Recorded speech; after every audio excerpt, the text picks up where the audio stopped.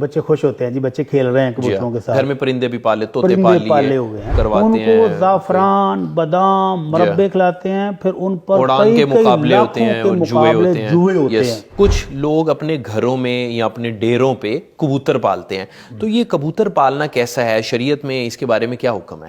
دو چیزیں ہیں، اگر تو کبوتر پالا ہے، بچے خوش ہوتے ہیں جی، بچے کھیل رہے ہیں کبوتروں کے ساتھ، گھر میں پرندے بھی پالے، طوطے پالے ہوئے ہیں، تو یہ پالنے جائز ہیں۔ جیسے پروگرام سے پہلے ہم بات کر رہے تھے نا، نبی علیہ الصلوۃ والسلام کے ننھے منھے صحابی تھے، انہوں نے چڑیا پالی ہوئی تھی، جی وہ اتفاق سے مر گئی، تو وہ بچہ بڑا غمزدہ پھر رہا غمگین، تو آپ نے پوچھا یا ابا عمیر ما فعل النغیر، تیری چڑیا کو کیا ہوا ہے ابو عمیر؟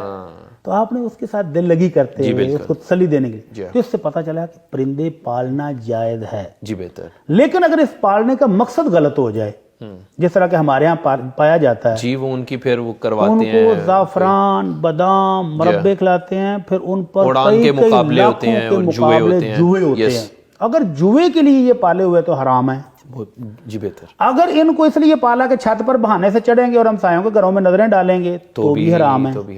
اگر یہ مقصد ہے کہ اپنا کبوتر اڑا کے دوسروں کے کبوتر گھیر کے تو پکڑیں گے، پھر بھی حرام ہے۔ اگر اپنے ہمسایوں کو تکلیف دینا مقصود ہے، پھر بھی حرام ہے۔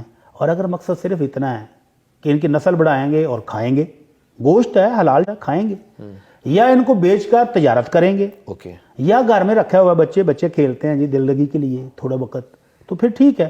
اور اگر یہ کبوتر سارا وقت آپ کا لے جائیں، نماز سے آپ غافل، روزے سے غافل، جوا کھیل رہے ہیں، ہمسائے تنگ ہیں، تو پھر حرام ہے۔ اللہ کے نبی صلی اللہ علیہ وسلم نے دیکھا ایک بندہ کبوتر پکڑنے کے لیے پیچھے کبوتری کے جا رہا تھا، تو آپ نے فرمایا شیطان یتبع شیطانہ، یہ جو بندہ جا رہا ہے یہ بھی شیطان ہے، لغو اور فضول کام کر رہا ہے، اس لیے شیطان سے مشابہت دی۔